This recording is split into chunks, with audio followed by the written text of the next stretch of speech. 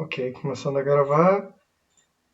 Eu vou gravar as aulas, elas vão ficar disponíveis. Eu vou mandar para vocês as aulas e posso mandar os PowerPoints também que eu vou usar, junto do texto da próxima aula. Então, bom, hoje como a aula acaba tarde, eu acredito que eu não vou conseguir fazer isso, mas amanhã, sem falta, eu mando o texto de quinta-feira, vão ser fragmentos do livro, a aula gravada de hoje e o PowerPoint de hoje. Aproveite e já manda o PowerPoint de quinta também logo. Deixa eu ver se em relação a aspectos técnicos tem mais alguma coisa. Não me ocorre mais nada. Não sei se alguém tem alguma dúvida. Sim. Fique à vontade para me interromper. Como eu vou compartilhar minha tela, eu não vou conseguir ver vocês. Então, se alguém tiver alguma dúvida, se alguém tiver algum comentário, por favor, me interrompam.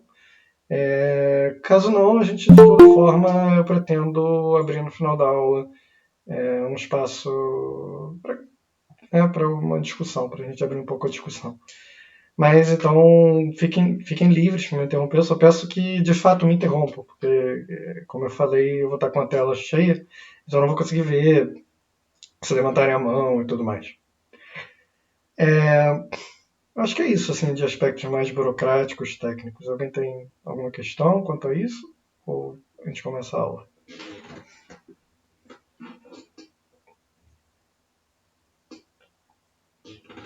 Não? Então, maravilha. Vamos começar então. Compartilhar minha tela.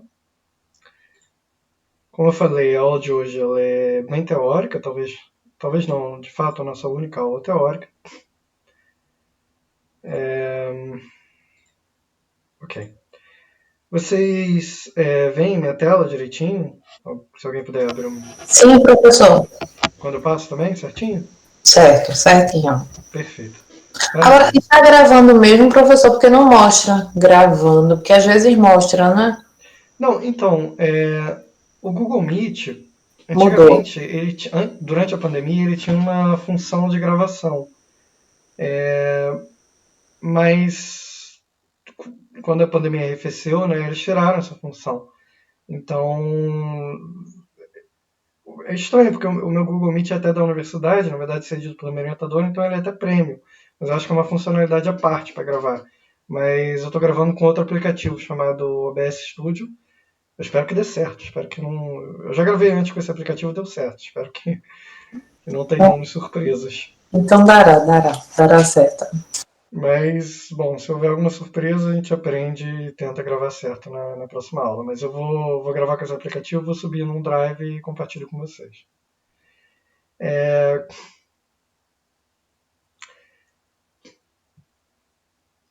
Então, começando, agradeço o interesse de vocês no curso, né?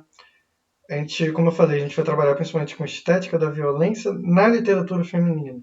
Um recorte não foi planejado, não foi algo assim, eu não acordei um dia e decidi eu vou trabalhar com literatura feminina, foi simplesmente as autoras foram aparecendo e quando eu vi, as autoras que mais trabalhavam eram sempre mulheres. Então, como eu falei, Patrícia Mello e a Silvia. E, enfim, essa base teórica de estética da violência, vocês vão ver o quão fundamental ela é para compreender o que eu quero chamar a atenção nas obras dessas duas autoras, num recorte temporal bastante distinto. Né? A gente está falando da Patrícia Mello contemporânea e de Silvia Serafim Tibal, que morre em 1936. Então, para começar a nossa aula teórica, uma citação. Liberalismo. Por que liberalismo?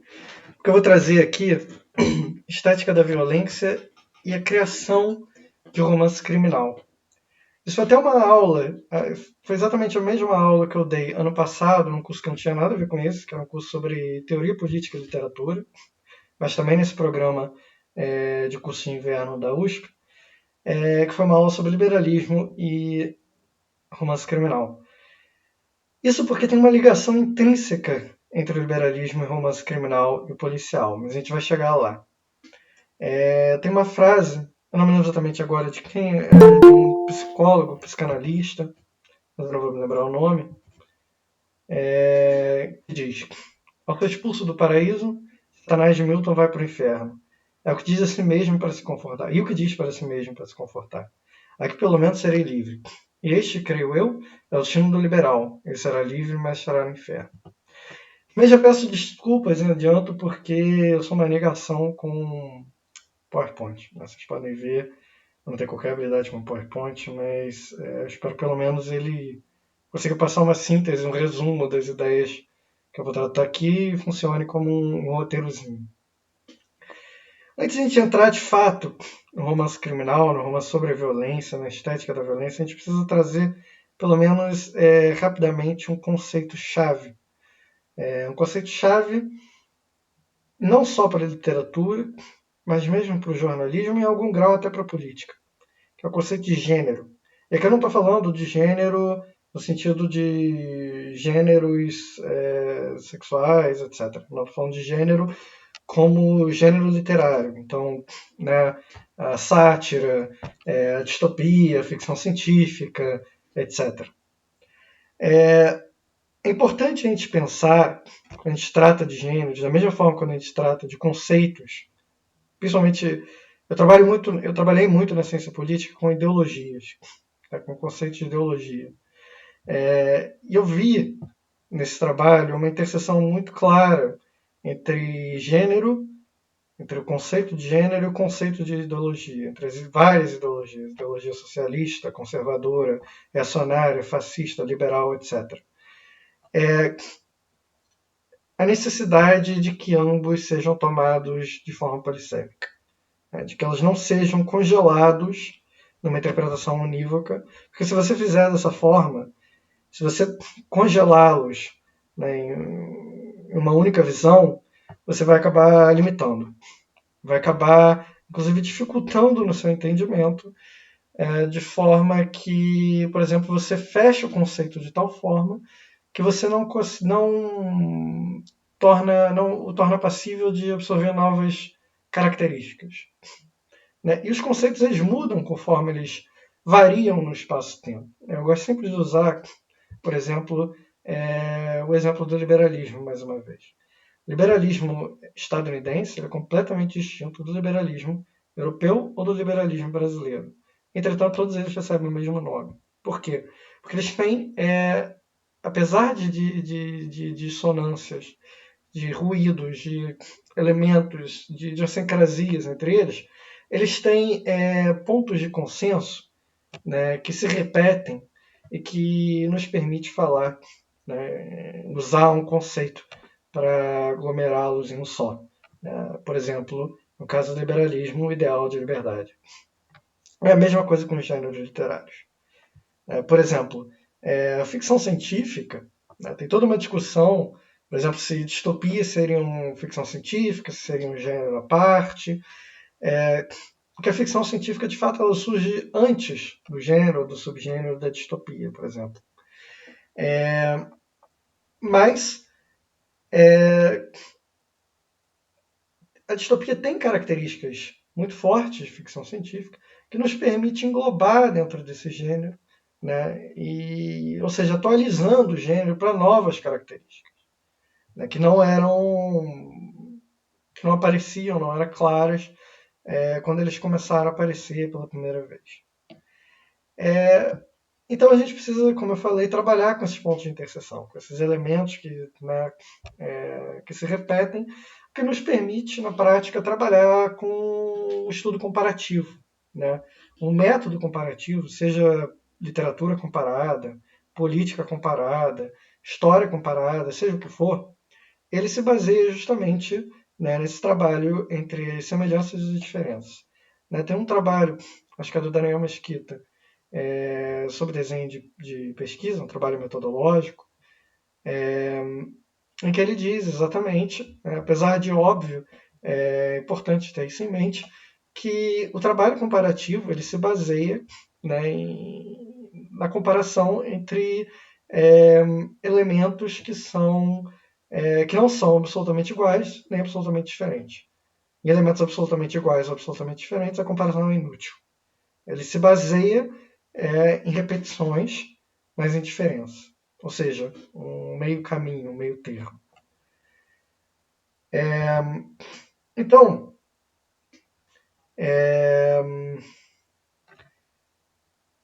ainda hoje, por exemplo, 2 milênios depois, né, vocês devem estar um pouco familiarizados com a proposta de Aristóteles, né, do gênero épico, etc. E ainda hoje, 2 milênios depois, essa discussão ainda se mostra relevante. Claro que há mudanças, né, mas essa proposta, essa discussão sobre os gêneros ainda aparece em alguma medida. A lírica, como ela é pensada por Aristóteles, por exemplo, é claro que ela tem diferenças da lírica contemporânea, da lírica moderna. Ainda assim, nós falamos em lírica. Né? Então, o conceito ele não é abandonado completamente, ele se adapta, né? Ele adquire novas características, novas manifestações. Como diz um teórico alemão, Hans Blumenberg, é preciso que um conceito possua, eu cito, determinação suficiente para ainda poder apreender tais experiências futuras, de modo que eventos correspondentes adequados também possam ser relacionados a eles, ainda que no detalhe da concreção plena haja divergências quanto às experiências passadas. Ou seja, exatamente o que eu falei, a gente não pode interpretar um conceito de forma hermética, sem acabar limitando, porque eles se reconstroem. E da mesma forma, a gente também não pode ampliá-lo infinitamente, porque enfim, ele corre o risco de se tornar excessivamente elástico. Né? A gente trabalha, como eu falei, com essas interseções, de modo que não ocorra o que o teórico argentino fala, Ernesto Laclau, de correr a um significante vazio, ou seja, um rótulo, né, que acaba podendo ser aplicado a qualquer coisa. E a gente entra, de fato, no que nos interessa aqui. O romance policial.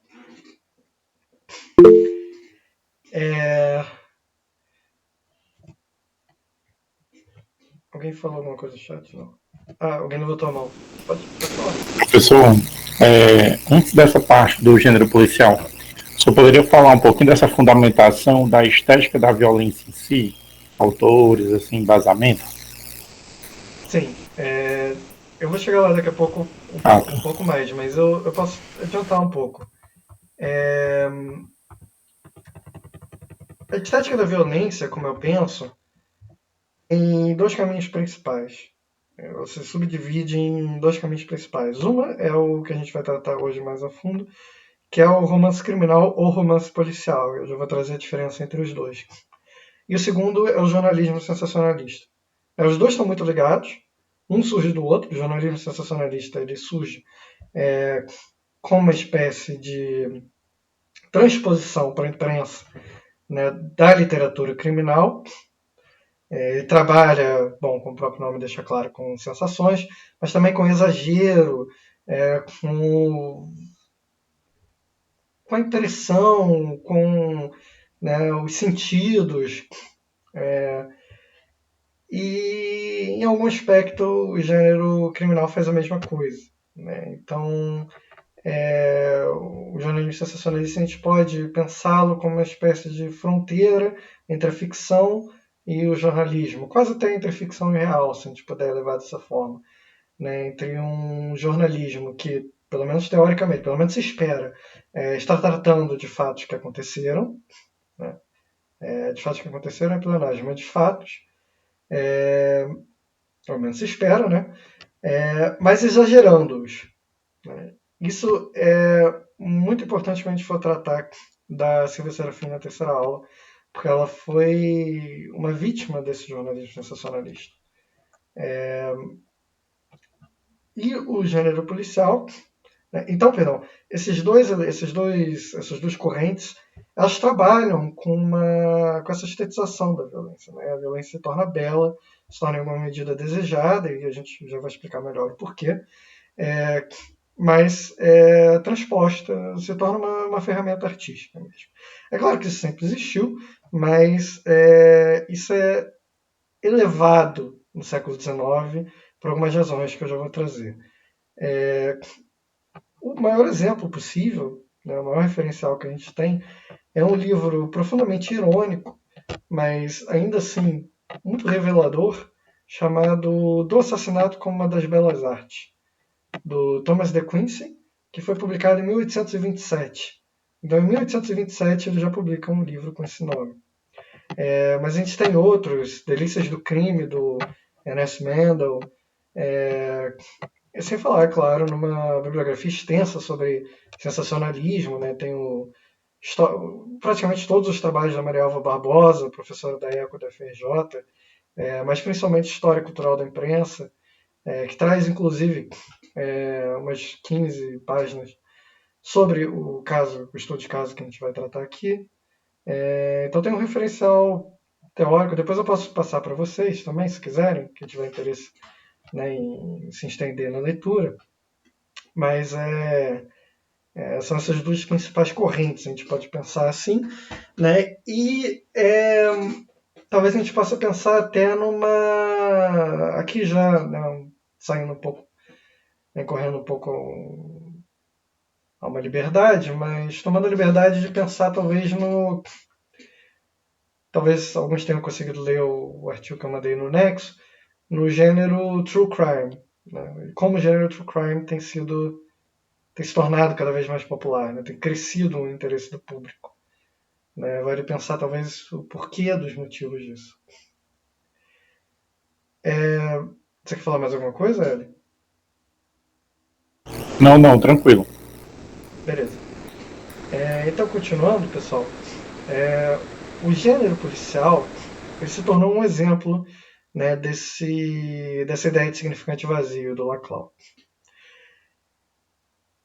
É claro que a literatura sobre a violência, a literatura aqui pensando num escopo ampliado, ela existe, né, desde que o homem conta histórias. Né? Aí eu também não vou entrar aqui na discussão sobre o que é literatura, né, sobre quando se cria literatura, se é anacrônico ou não falar em literatura, não vem ao caso. Estamos aqui pensando, né, no conceito ampliado de literatura.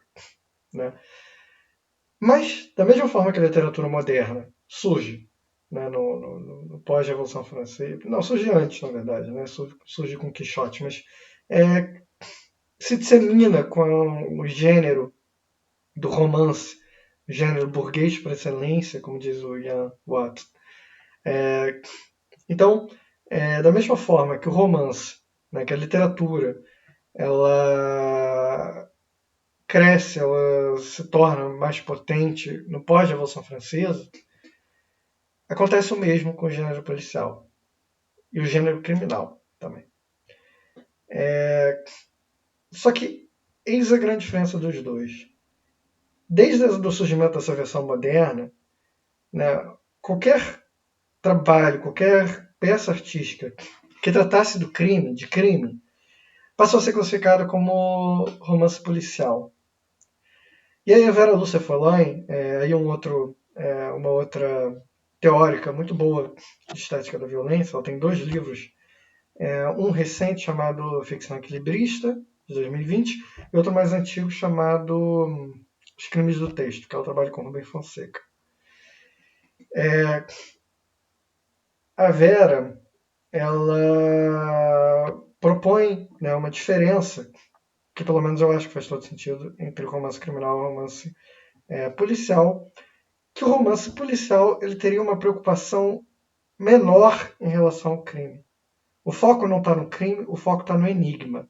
O foco está no jogo entre o descobrir, entre o detetive e o criminoso, entre o crime em si importa menos o que aconteceu, importa mais o como, né, e o quem. Eu vou explicar isso melhor daqui a pouco, mas a Patrícia Mello é um exemplo vivo, por exemplo, de como esse gênero o gênero policial foi esvaziado de sentido. Né? A Patrícia, desde sempre, ela negou o rótulo que ela recebeu de grande dama do romance policial brasileiro. Ela afirma com todas as palavras, e eu tendo a concordar com ela, que ela só publicou o seu primeiro romance policial em 2014, que foi Fogo Fato. Isso depois de quase 10 outros romances. Então ela é uma autora que recebe esse rótulo, mas que está muito mais ligada a uma ideia de romance criminal do que de romance policial. O próprio Rubem Fonseca, em alguma medida, também. Gente, eu vou pedir um favor. Se alguém puder... Se falarem alguma coisa no grupo de WhatsApp, quem estiver lá, se tiver alguma dúvida, caso alguém puder responder lá, etc. Se alguém não tiver o link, enfim, porque eu não tenho como ficar olhando. Ou se for alguma coisa muito urgente, também, sem problema, me interromper. Se for alguma questão que apareceu no grupo de WhatsApp e é muito urgente, porque eu não tenho como acompanhar, e às vezes tem alguma coisa lá muito importante, ou a gente pedindo o link, etc. Bom, então, voltando para a diferença entre os dois. Na ausência de uma interpretação aprofundada sobre os gêneros, sobre a diferença entre os gêneros, como eu falei, predomina uma visão superficial que atribui qualquer narrativa que seja voltada minimamente ao crime, ao urbano, à violência, como uma narrativa policial. Só que a narrativa policial, ela não é uma narrativa só sobre o crime, ela é muito mais do que isso. Como eu falei, ela precisa de um enigma, ela precisa de uma questão. O enigma é o foco da história, ele é o motor, a força motriz. O jogo entre o policial e o detetive, entre o policial e o criminoso, é que está no foco do romance policial. O romance criminal não tem essa preocupação, ou essa preocupação é menor. A preocupação do romance criminal é o crime, como o próprio nome deixa claro. E isso tem um motivo de ser. Por isso que eu trouxe aquela citação do liberalismo no início. Liberalismo, o romance policial, ele surge muito ligado a duas ideologias políticas. Uma é o liberalismo, como eu falei, e a outra é o positivismo. Talvez até mais ao positivismo do que ao liberalismo. O Sherlock Holmes é o exemplo mais claro, a personificação desse positivismo. Eu não vou entrar a fundo aqui, tanto na discussão sobre a ideologia liberal quanto positivista, porque mereceriam aulas inteiras sobre isso, mereceriam cursos inteiros, mas cabe pensar que um resumo assim, grosseiro do positivismo é uma ideologia que pensa, uma ideologia que se nega a ideologia, e que se pensa como coloca a ciência como uma interpretação única do mundo, como uma interpretação absoluta do mundo, fonte unívoca da verdade, e, de certa forma, é uma visão quase teleológica sobre a ciência. A ciência como centro da razão humana mesmo. Então, claro que é muito mais do que isso, gente. Isso é uma simplificação grosseira. Mas, como diz a Vera Lúcia Falant Figueiredo, professora da PUC-Rio, tanto de comunicação quanto de literatura, o gênero policial é, assim, produto típico de uma época na qual uma nova hierarquia dos modos de saber se estabelece. Então, o crime é apenas pano de fundo, justificativa para o que realmente interessa. Deixa eu tomar uma água rapidinho.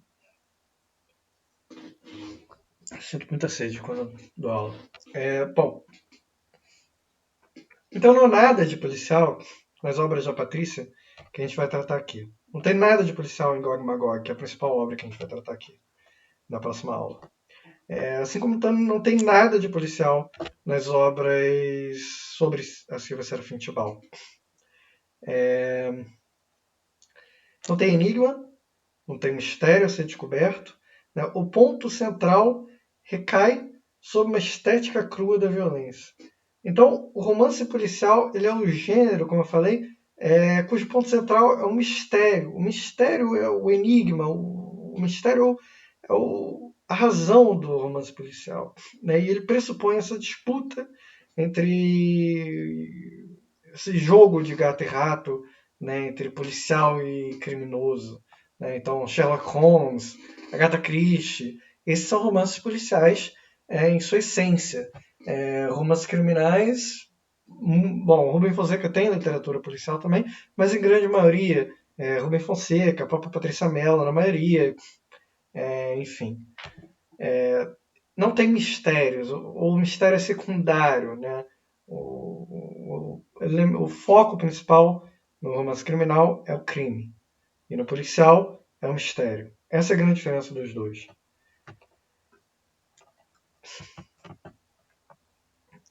Agora, por que a gente tem um crescimento de interesse? Por que surge, né, as versões modernas do romance policial e criminal, né, no século XIX? E talvez por que a gente tem um crescimento de interesse no true crime hoje em dia? Né? Quais os motivos? Bom, tem vários motivos. Isso a gente poderia se debruçar sobre várias áreas. Mas, voltando para a origem desses gêneros,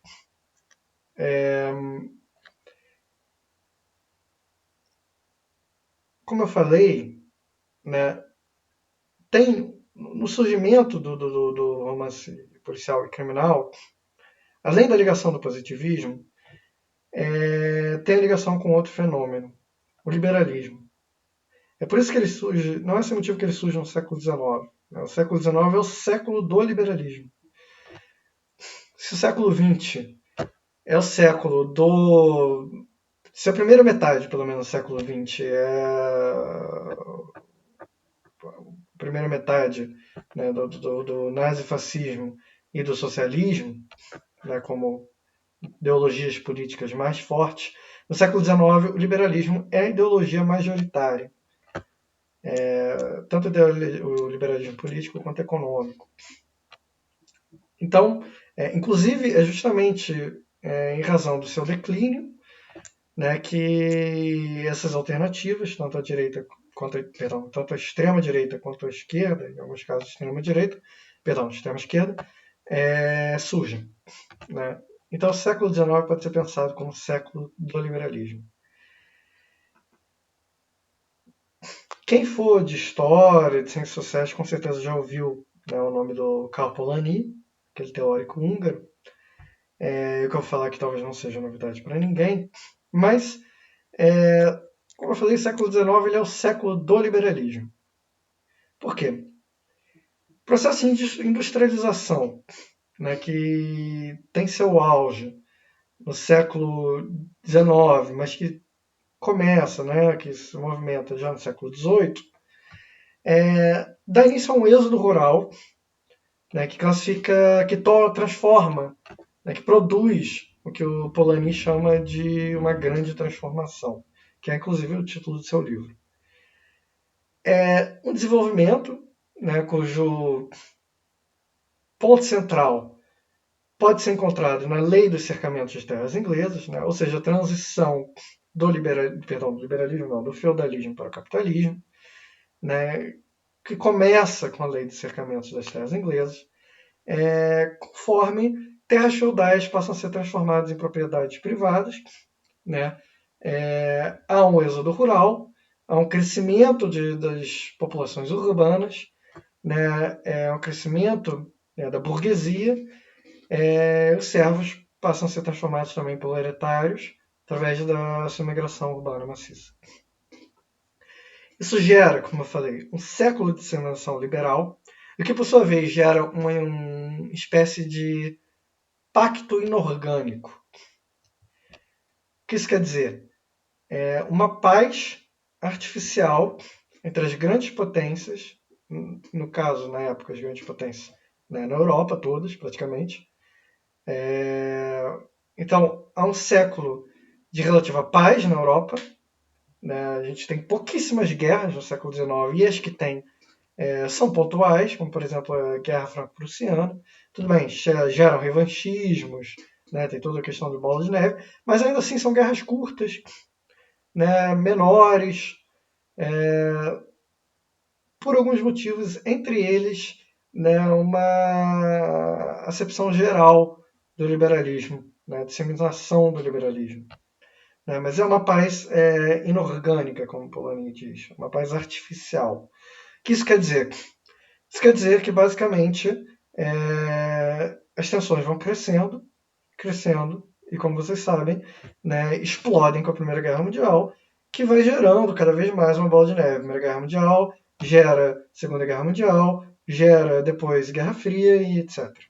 Né, as coisas vão num crescente.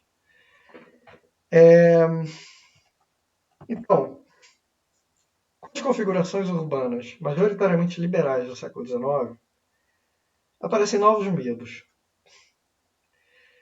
Como eu falei antes, é óbvio que crime e assassinato e o interesse da humanidade sobre o assassinato, o crime, existem desde sempre. Né? A Bíblia já traz o Caim assassinando Abel. Né? Então, a humanidade e o assassinato convivem desde sua gênese. Mas as configurações urbanas, industriais, liberais, em alguma medida positivistas, não acabam apenas por gerar um crescimento da Revolução Científica, um crescimento do cientificismo, que casa com a visão do homem racional do liberalismo burguês no pós-Revolução Francesa, mas também cria novos medos. Né? E o romance policial, como eu falei, ele tem, na sua gênese, uma ligação dupla: positivismo e os medos urbanos. Isso é muito interessante, isso eu acho muito interessante. Isso vai aparecer muito nas próximas aulas, a ligação do romance, tanto policial quanto criminal, com a ideia do medo. Né? O quanto ele colhe do medo e o fascínio, uma sensação paradoxal que mescla medo e fascínio. Da mesma forma que a gente pode pensar, por exemplo, na ficção científica, como um gênero que trabalha com o medo existencial e metafísico, o medo do futuro, o medo, né, de uma criação que supere o criador. Né? Não é à toa que Frankenstein é considerado, por grande parte dos teóricos da ficção científica, como o primeiro romance de ficção científica em si. Né? Não é por acidente.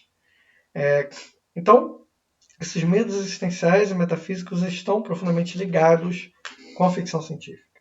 O medo de ser, o medo da morte, o medo do que não vemos, do medo que está além do humano. Já o romance criminal, o medo é mais mesquinho, mais mundano, mais localizado. O medo não é o extra-humano, não é o tempo, ser, o espaço, né? Não são entidades, não são criaturas que superam criadores, não é o futuro. O medo é aqui o agora, o medo de sair na rua e ser assassinado, o medo de ser assaltado. É um medo que, bom, nós conhecemos muito bem. Então, o medo da violência, o medo do roubo, em suma, o medo do humano pelo outro humano. Ficção científica é o medo do extra-humano, né, do sobre-humano, do pós-humano, se você quiser uma definição mais contemporânea, e o romance criminal é o medo do humano pelo outro humano. Né? Só que eis o ponto interessante. Né? O crime, nessas configurações urbanas, ele é rotineiro, né? Ele é comum, ele é de certa forma perene, ele é quase relevante em razão da quantidade, da multidão de vidas e mortes, né, que as pessoas consomem todos os dias. Então, ainda assim, ele desperta profundo interesse.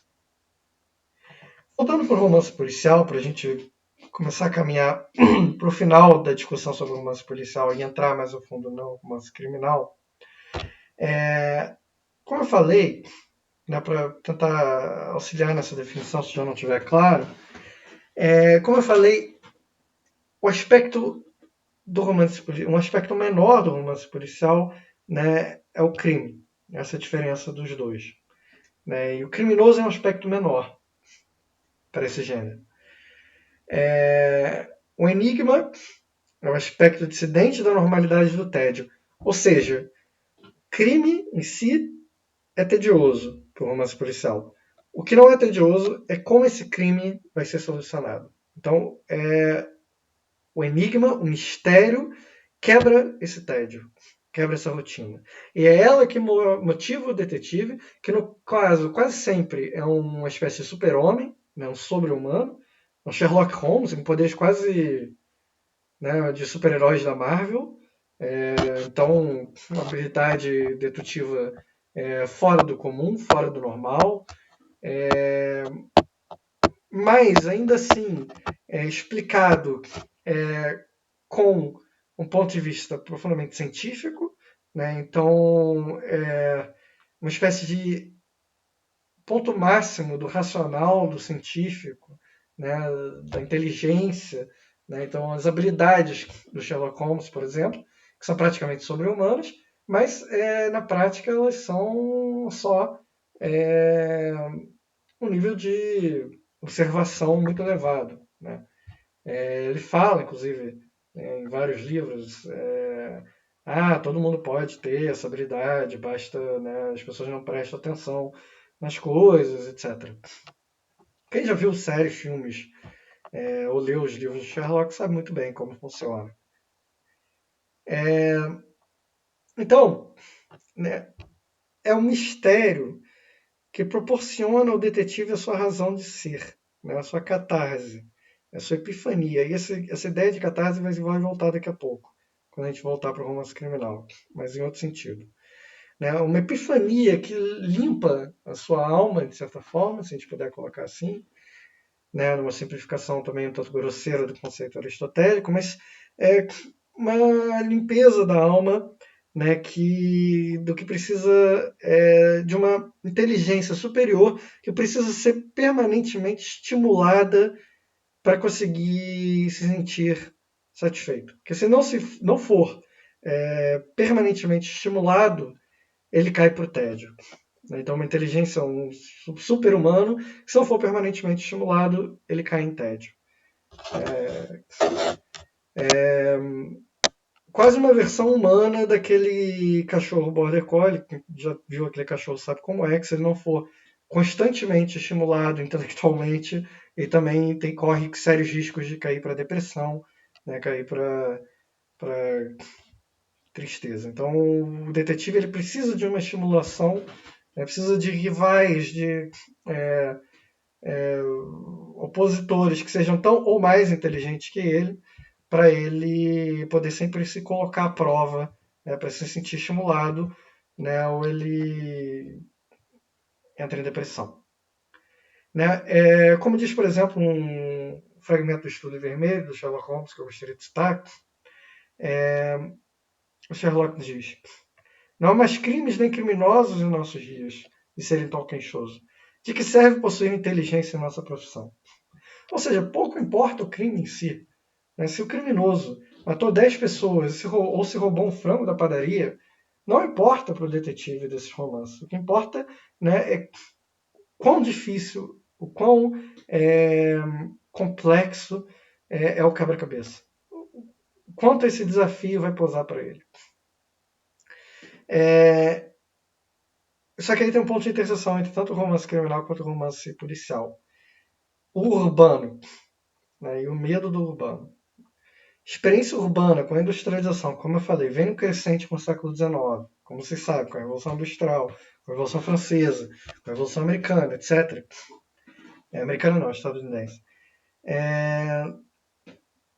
Ela se torna, né, o locus perfeito do crime, né, o espaço apropriado, com ondas, com multidões anônimas, cuja vida ou morte pouco importa para a conjuntura geral. Né? Aquela sensação, né, aqui beirando metafísico já, mas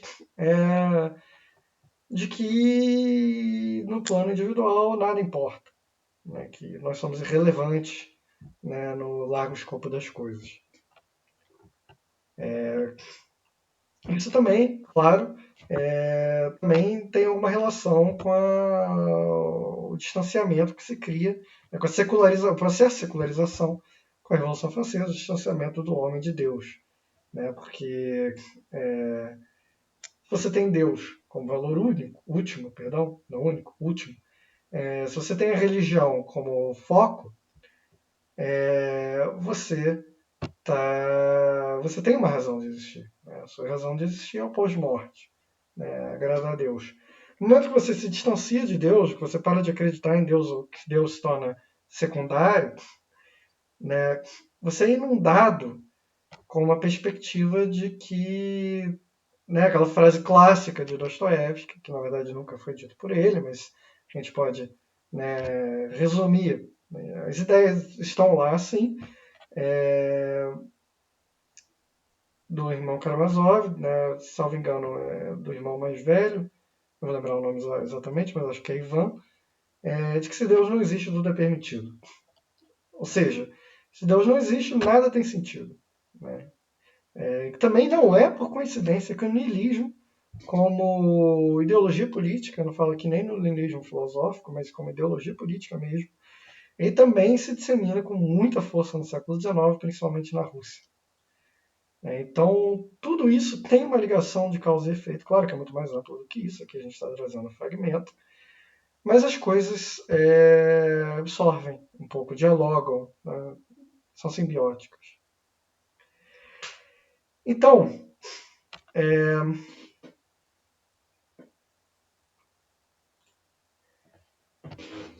só que eis a questão. O crime, a violência, ela não causa só medo. Ela também causa prazer. E eis o pulo do gato. Como eu falei, nessas configurações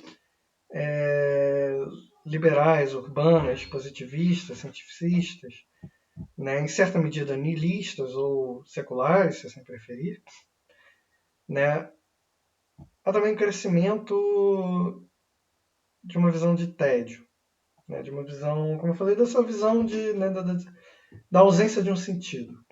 Né, se Deus não existe, se não existe pós-morte, se o Sol existe o aqui e agora, né, então nada faz sentido em última instância, porque nós somos irrelevantes e ninguém vai lembrar de nós. E isso produz, né, o crime produz, nesse sentido, uma rachadura nessa sensação. Pontual, mas produz. E não é sem motivo, né, que a gente tem em 1827, né, então no início do século XIX ainda, a publicação do Thomas de Quincey de Do Assassinato como uma das Belas Artes. Eu botei o título em português, mas eu nem sei se está traduzido para o português.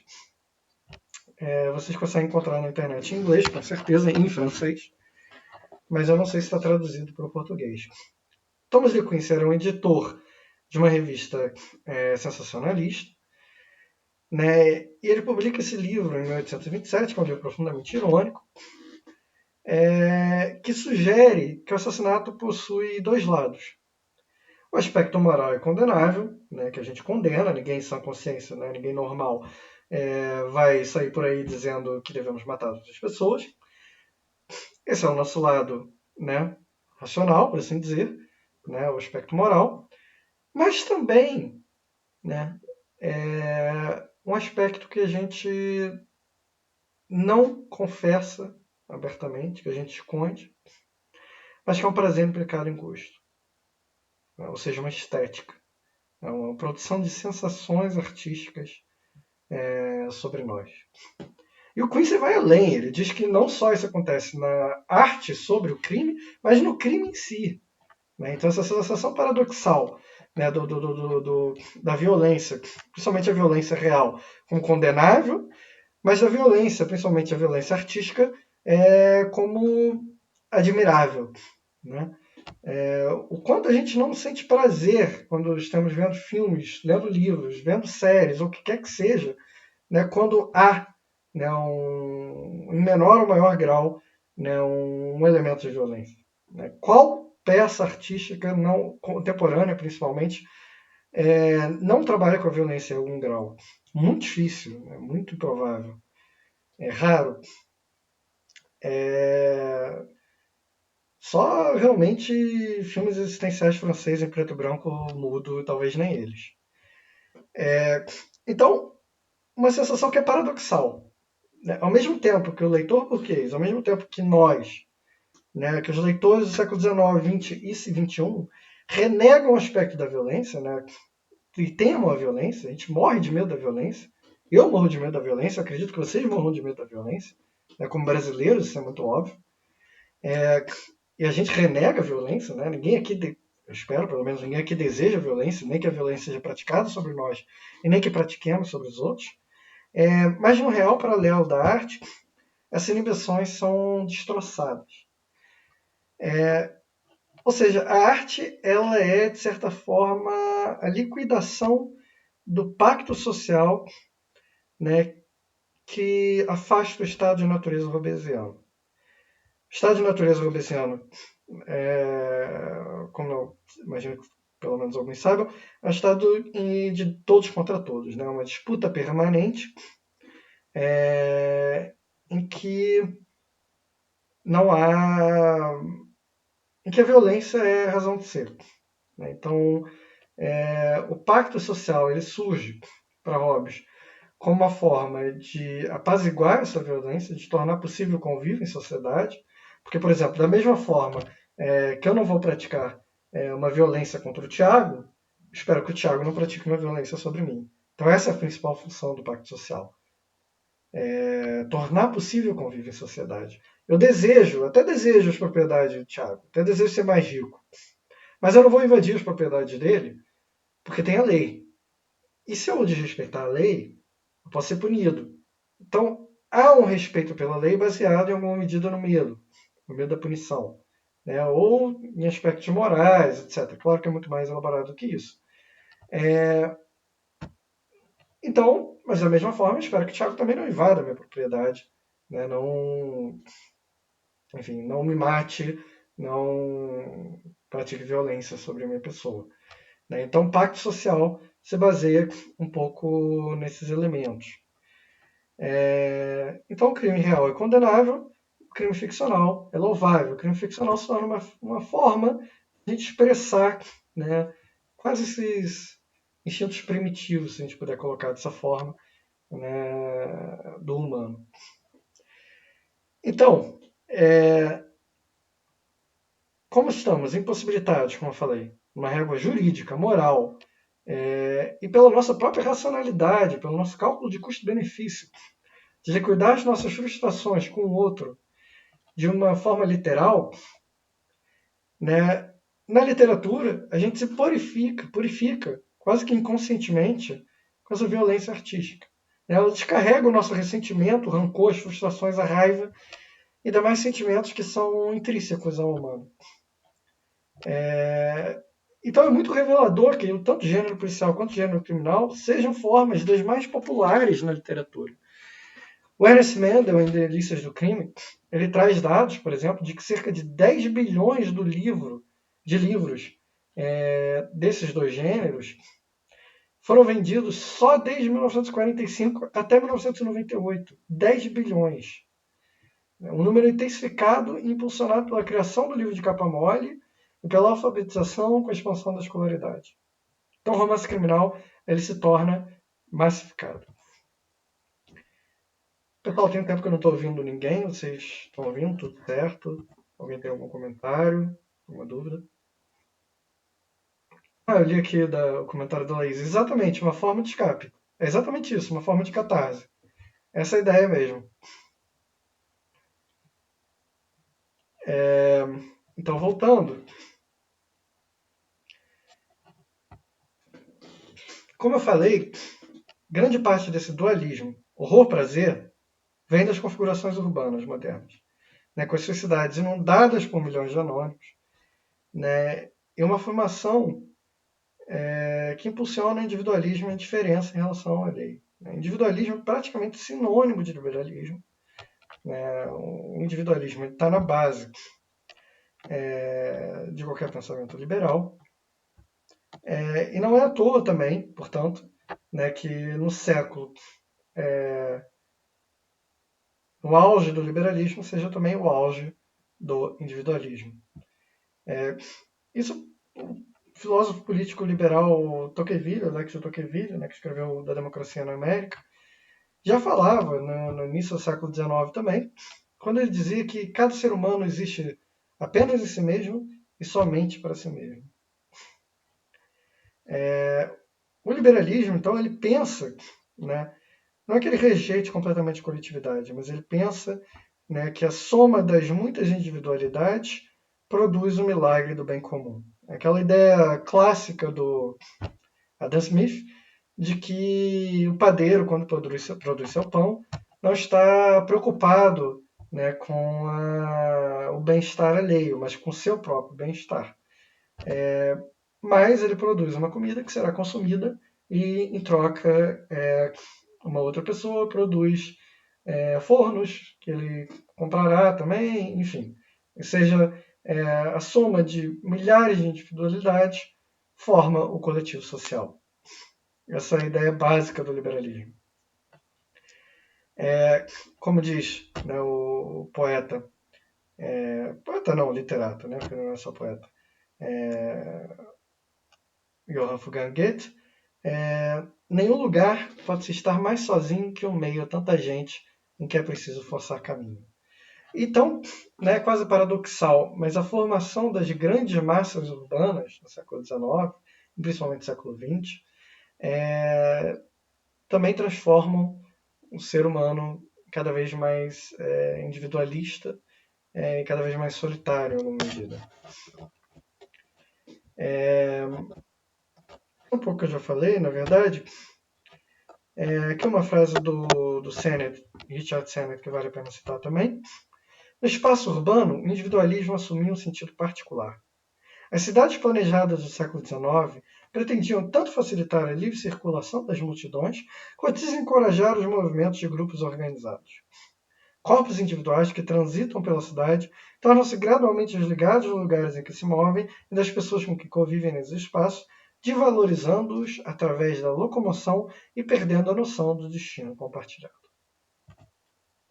Então,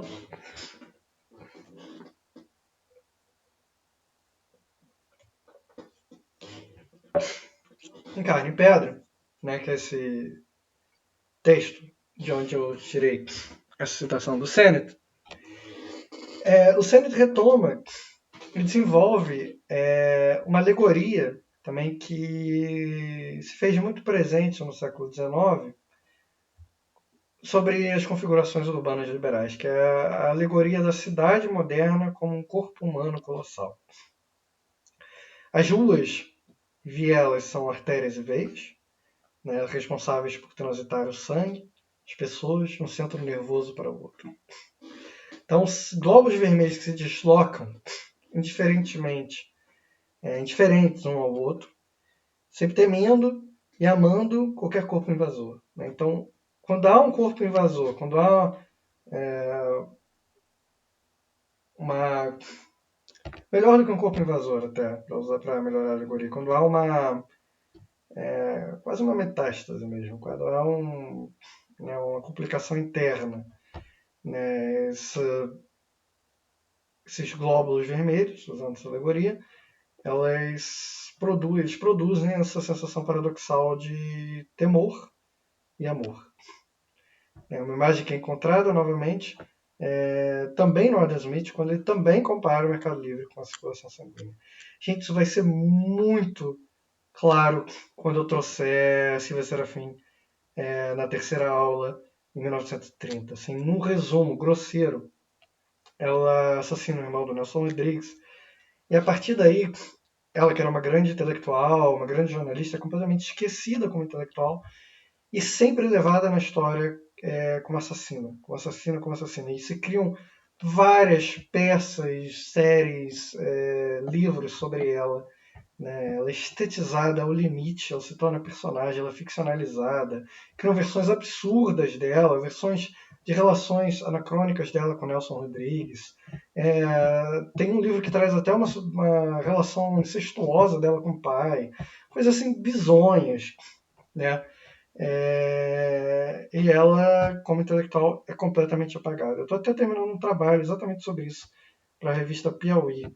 É uma pena que eu acho que não vai sair, acho não vai sair a tempo da conclusão do curso. Mas é fascinante como essa aula, como essa base teórica, ela se encaixa exatamente no que a Silvia viveu. Vocês vão ver isso muito bem na terceira aula, né, na nossa aula sobre fofoca, em outras palavras. Então, como eu falei, né, a cidade moderna é uma espécie de corpo saudável, né? As formações urbanas são com as grandes revoluções liberais do século XVIII e XIX, são pensadas e projetadas não só como um corpo humano, mas como um corpo humano limpo, né, saudável. Né? Quando começa também, nós começamos a ter também, né, um crescimento de preocupação com higiene pública, etc., ainda que, claro, muito pontual na época. Então, o corpo humano, urbano, a circulação de pessoas pudesse ser relativamente livre, né, nas configurações liberais, sem que as artérias estivessem entupidas. O Sennett diz: parecia-lhes que a circulação econômica nutria todos os membros da sociedade, assim como a livre corrente do sangue nutria todos os tecidos orgânicos. Em cidades inteiras, essa alegoria ela foi tão importante para a nossa história que cidades inteiras foram pensadas e projetadas dessa forma, como Washington, por exemplo. Como Polanyi diz, né, retomando Polanyi, a cidade moderna, que surge como consequência da aurora liberal do século XVIII, da transferência progressiva das configurações feudais e rurais do século anterior para capitalistas, industriais e urbanas, é uma cidade onde o individualismo de cada glóbulo, enfim, como eu falei, como o individualismo, como o liberalismo, levaria ao prodígio do bem coletivo, saudável e estável. E aqui voltando para a nossa literatura, saindo um pouco da história, da sociologia, etc. Se a gente puder empregar o oxímoro, o paradoxo, o individualismo coletivista, né, é nesse contexto que surge o romance policial. E o romance criminal? Aqui a gente começa a entrar de fato no romance criminal, cujo ponto-chave de distinção, como eu já falei, é a ausência do mistério, a ausência do enigma, ou pelo menos o enigma, o mistério são secundários, né, e a ausência do jogo entre policial e criminoso. Ou seja, não é um mistério sobre a violência, o motor narrativo, mas a violência em si. Né? O crime, o assassinato. Mas é claro que essas divisões elas são sempre um pouco arbitrárias. Né? Ela tem pontos de interseções, como a estética, por exemplo, a ideia do bom bandido. Né? A presença que o Mendel chama a atenção, que também não tem nada de novo.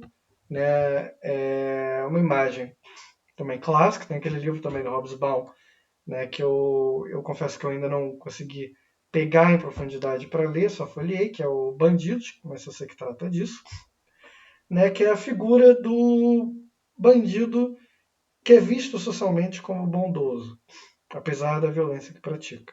É um criminoso benfeitor, uma figura dúbia. Também não é uma figura nova, né? A gente tem Robin Hood como exemplo mais clássico dessa tradição, mas que se intensifica e começa a surgir, né, em profusão quando a gente também, por exemplo, o surgimento dos chamados criminosos profissionais. E o próprio criminoso, em algumas medidas, a sua moral se torna tão dúbia que a sua moral passa a ser confundida com a do detetive, né, no romance policial. O detetive, às vezes, ele próprio comete crimes para tentar entender, compreender o crime do bandido, o crime do criminoso. Então ele próprio se torna, em alguma medida, um criminoso, né, e a moral dos dois se funde, né? E tem uma espécie de jogo de gato e rato, de jogo de sombra, né? De doppelgangers, de duplo mesmo, de sósias, entre um e outro, né? Não só às vezes, não só o detetive também, né? Por exemplo, uma série interessante, né, que dá para pensar nisso é aquela série Lupin. Por exemplo, a gente tem, né, um ladrão, né, Arsène Lupin, quer dizer, inspirado em Arsène Lupin, que, né, comete inúmeros crimes na tentativa de descobrir, de lançar a luz, né, sobre um criminoso maior. Né? Então, e ele próprio tem um código de ética, por exemplo, ele não pratica uma violência física jamais. Né? Então, tem o próprio criminoso no Lupin se torna uma espécie de detetive. Isso é bem curioso, né? Tentando, né, descobrir a fundo, né, o que acontece, o que aconteceu com seu pai e tudo mais. Mas tem esse jogo é muito importante, esse enigma, esse jogo, essa disputa. O Matador da Patrícia Mello é um bom exemplo desse bom bandido. Se a gente fosse dar uma aula só sobre bom bandido, eu escolheria o Matador como objeto. Mas eu acho que o Gog Magog, também da Patrícia, é um exemplo ainda melhor de estética da violência. A gente vai ver por que na próxima aula. Mas o Matador, sobre a ideia do bom bandido, é um excelente exemplo. Como eu falei, o Matador não é um romance policial, é um romance criminal. Pouco importa, não tem enigma nenhum sobre os crimes. Né? O protagonista, a gente sabe desde o início por que o protagonista está matando as outras pessoas. Está matando porque ele ganha dinheiro com aquilo. Ele é contratado como um assassino de aluguel. Né? Tem uma transformação, uma corrupção, processo de corrupção conforme ele ascende ao poder. E ele. Mas não tem enigma nenhum. A gente está muito dado ali o que aconteceu. O foco é o crime. Né? O foco do romance é a própria violência em si. Né? Isso é curioso como isso aparece até nos títulos. Né? Tipo, é o matador, é Gog Magog. Né? Gog Magog é um monstro bíblico que devora pessoas. Não, então tem sempre a violência já está presente no título. Né? E em romances, claro que isso não é regra, mas em romances policiais a gente tem, por exemplo, Sherlock Holmes, o Enigma do Vale Boscombe, né? Um Estudo em Vermelho, A Vampira de Sussex. Né? Então tem toda uma. O enigma já está no título ali, o mistério já está no título. Né? E nesses exemplos, não. O Seminarista, do Rubem Fonseca. Enfim. Para quem não leu O Matador, vale a pena ler, é um livro, um dos melhores da Patrícia. Que eu uso dizer, um dos melhores da literatura brasileira contemporânea. Embora já não seja tão contemporâneo assim, né? já tem quase 30 anos que o livro foi escrito. Mas um resumo, o protagonista, que se chama Michael, ele é um homem comum, um vendedor de carros usados, e ele tinge o cabelo de amarelo porque ele perde uma aposta relacionada ao futebol. Ele tinge o cabelo de louro. A partir do momento, é como se isso fosse uma ruptura simbólica, promovesse uma transformação nele, quase uma catarse mesmo. No momento em que Michael pinta seu cabelo, ele se torna absolutamente mais confiante.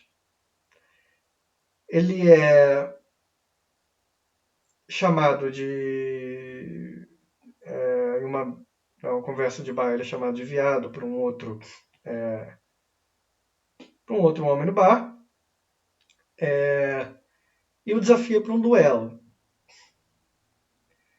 O outro homem acha que ele está brincando, né, não leva a sério. Ele próprio também fica em dúvida, né? Meu Deus, o cara é 2 vezes o meu tamanho, por que eu fiz isso? Mas aparece no dia com uma arma.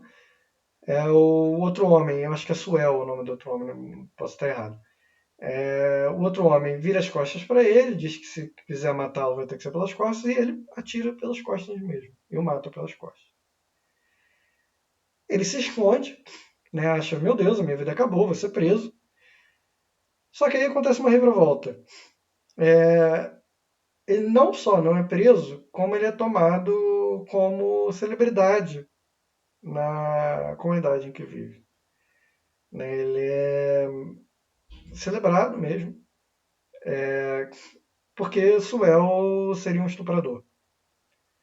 Então, ele recebe dinheiro, recebe presentes e começa a receber pedidos para matar outros possíveis corpos invasores, né, que perturbam essa estabilidade. Ele vai ficando cada vez mais violento, cada vez mais poderoso, cada vez mais rico e cada vez mais violento. Ele passa a ser contratado, inclusive, pela elite financeira de São Paulo, né, pela alta burguesia. E aí tem todo um jogo da Patrícia Mello muito interessante de como o personagem, mesmo sendo um novo rico, ele nunca consegue pertencer de fato, né?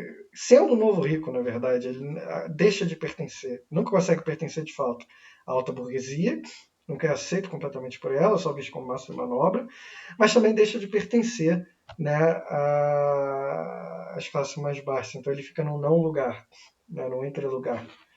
E ele vai ficando progressivamente mais violento, mais violento, mais violento. Não vou dar spoiler, mas sinceramente o mais interessante é o como do que o que, nesse caso. Então ele se torna um assassino de aluguel, à disposição da elite. Né? Como eu falei, ele assassina todos aqueles que incomodam a elite. Né? Se torna a sombra dos desejos mais mesquinhos e animalescos de uma elite que se quer civilizada. Então a elite, ela própria, ela não vai matar, né, aqueles que praticam a violência. Ela não vai sujar as mãos dela, mas ela vai contratar alguém que possa fazer isso. Então, ela vai nos jornais, vai escrever artigos de opinião nos jornais, condenando toda forma de violência, em favor de toda forma de amor, ao mesmo tempo que ela contrata um assassino de aluguel para promover quase uma limpeza étnica mesmo. Então, como afirma Quincy, lá atrás, em 1827, o bandido ficcional possui infinitos méritos, pois é perfeito em sua própria imperfeição, sua grandeza reside nessa essência do imoral. E aqui, para a gente caminhar já meio para o final, né, já está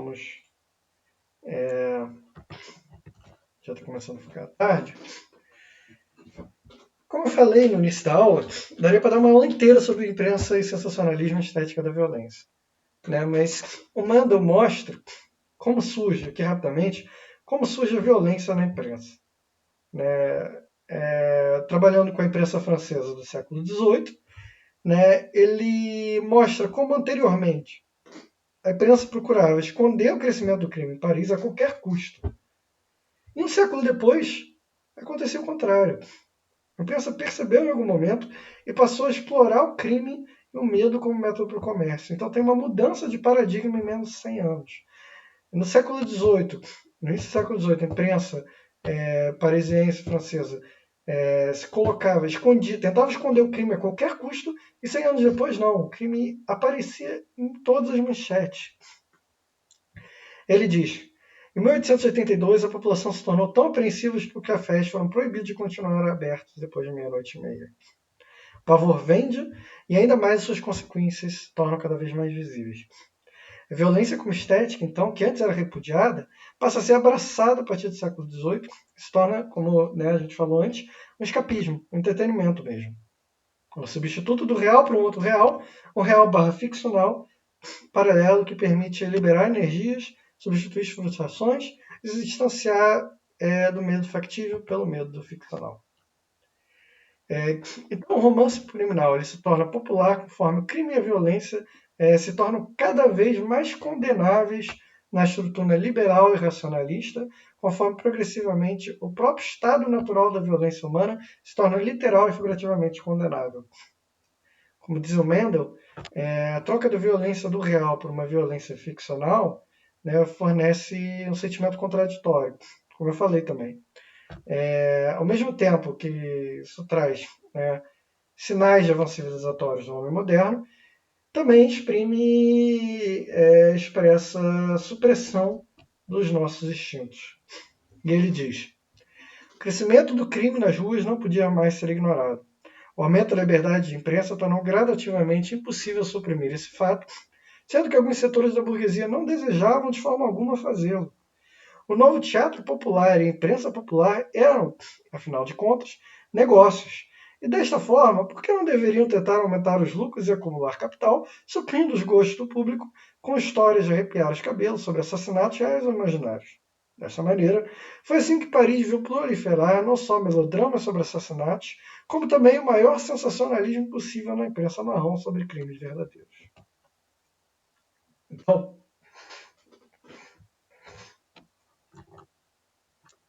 nas configurações, um pouco que eu falei, nas configurações urbanas modernas, né, o homem traz consigo, conforme lembra o Erich Fromm, um vazio que ele não consegue preencher.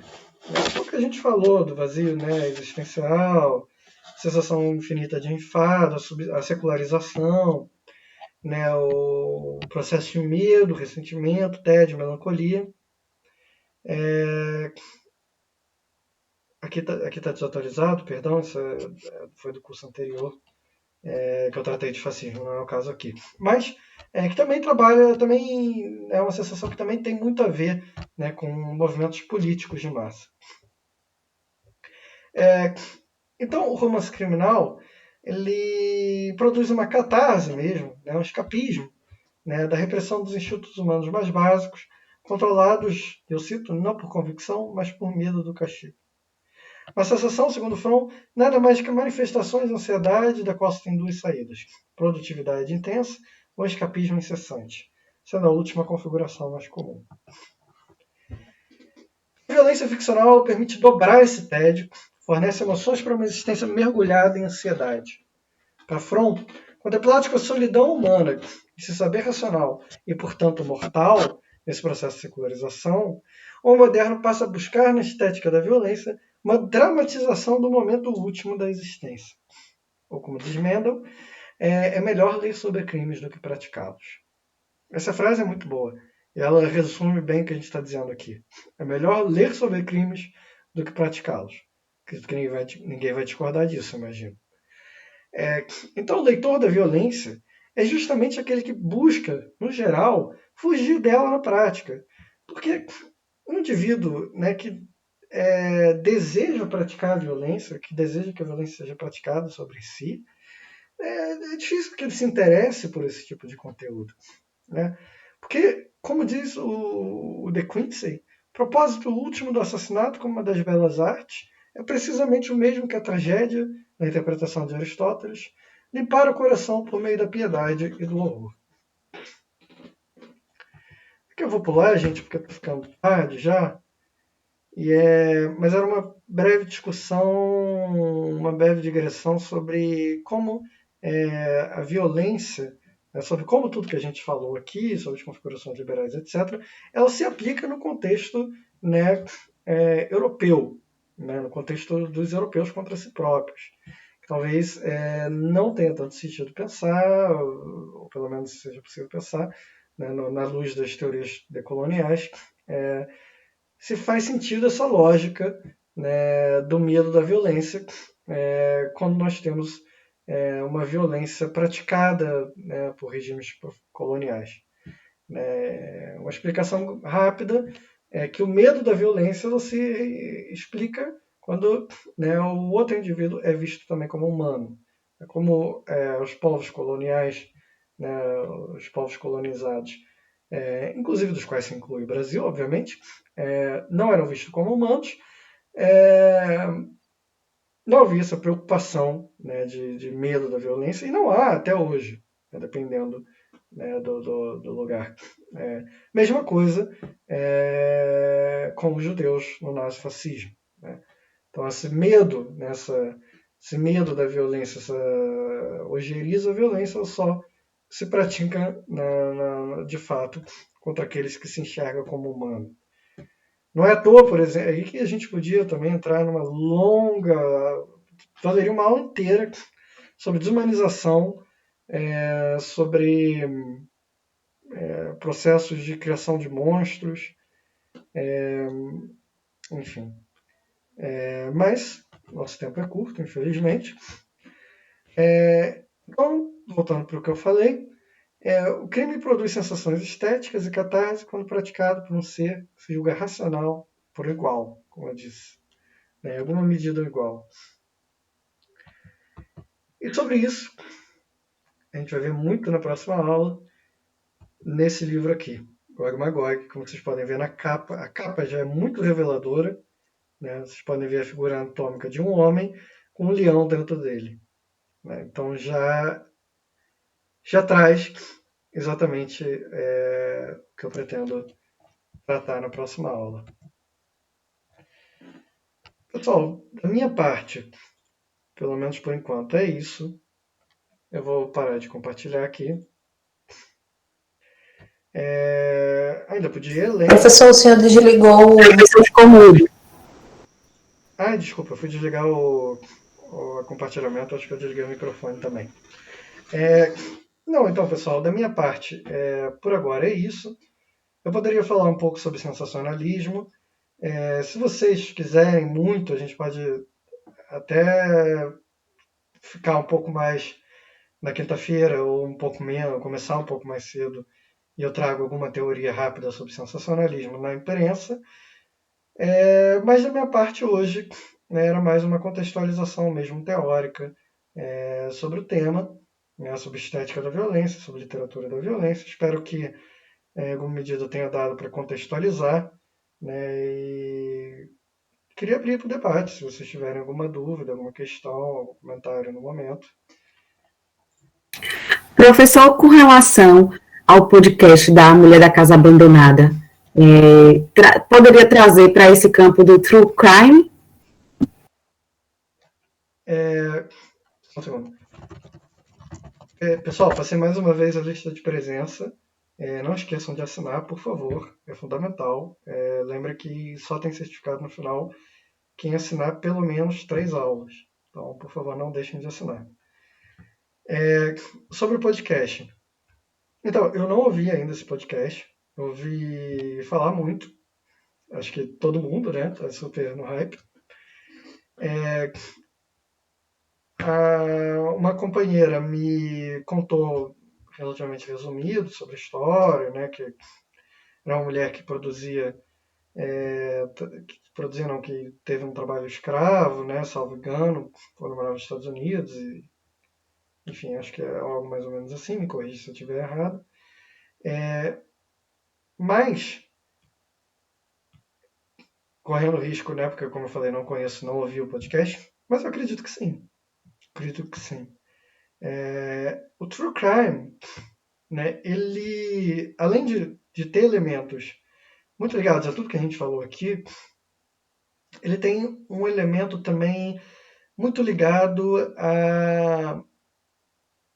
ao jornalismo, mas principalmente a um modo de se fazer jornalismo que cresce na década de 60, que é um gênero jornalístico chamado New Journalism, que também é um jornalismo profundamente ligado a uma estética criminal, a um jornalismo sobre crime, mas que está muito próximo de um romance, né, com longas descrições, com, enfim, realmente uma estética quase literária mesmo.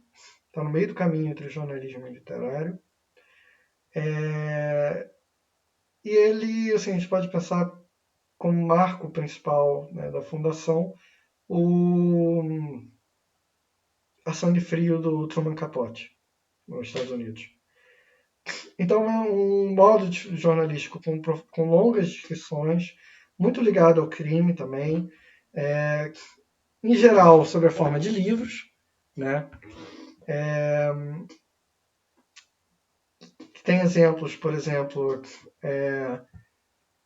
alguns livros que eu li recentemente nessa estética, o livro do Pedro Doria, Fascismo Brasileiro, alguma coisa assim.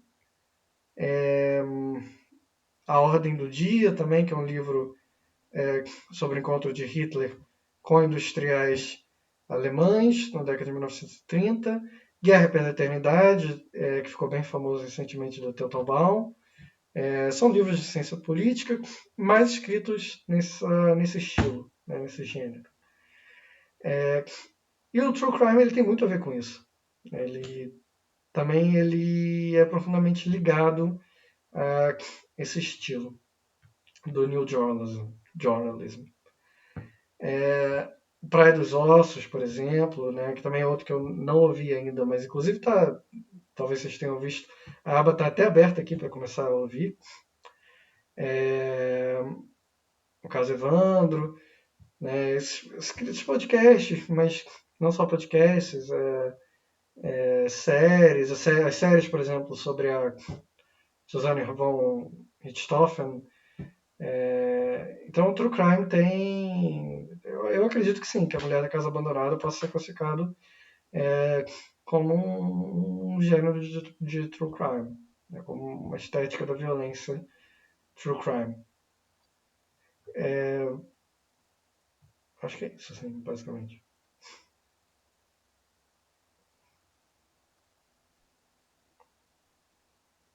Pessoal, alguém quer colocar mais alguma coisa?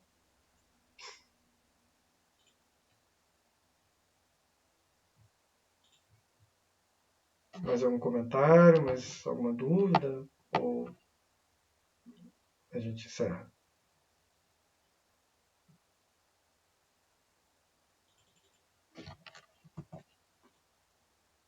Bom, se não temos mais nada, agradecer o interesse de vocês, mais uma vez. Eu vou tentar mandar amanhã tanta gravação, para quem tiver interesse, né? Embora acredito que provavelmente quem tiver mais interesse é quem não pode conta aparecer hoje, quanto pelo menos um excerto pequeno do Gog Magog, também para quem tiver interesse de ler, para a nossa discussão da próxima aula. Quem puder, eu recomendo que leia, porque essa aula, tudo bem, foi um pouco mais teórica, a terceira aula também vai ser um pouco mais ampla, mas a próxima aula é muito análise de livro, então aula de análise de livro, quando você não lê o livro, às vezes fica muito chato. Experiência própria de quem faz literatura. Então, quando tem uma aula sobre um livro que eu nunca li, o meu interesse sempre tende a declinar. Então, eu vou tentar passar pelo menos um pedaço. Eu sei que, né, de um dia para o outro também não vai dar para fazer muita coisa, mas pelo menos um pedaço. Quem puder, quem conseguir ler o livro inteiro de um dia para o outro, seria assim sensacional. Bom, vai ser maravilhoso, mas assim, não espero isso de ninguém, claro. Mas se puder ler as 4, 5, 6 páginas que eu vou mandar, já será muito bom para entender pelo menos, né, o mais interessante do livro. Eu volto a dizer, as aulas semana que vem, para quem gosta de True Crime, para quem gosta de fofoca, principalmente a terceira aula, são muito interessantes. Eu gosto muito. Não é à toa, né, tem uma linha direta sobre o tema que eu vou dar na terceira aula, que vai ser o material que eu vou passar para vocês também. Enfim, é isso, pessoal. Lembrando, pela última vez, de não deixarem de assinar o formulário, porque eu vou fechar o formulário também amanhã pela manhã. E quem não assinou, eu vou mandar no grupo de WhatsApp também mais uma última vez, mas quem não assinou não vai conseguir a presença dessa aula e é preciso ter pelo menos 3 presenças para conseguir o certificado. Então é isso. Vou interromper a gravação.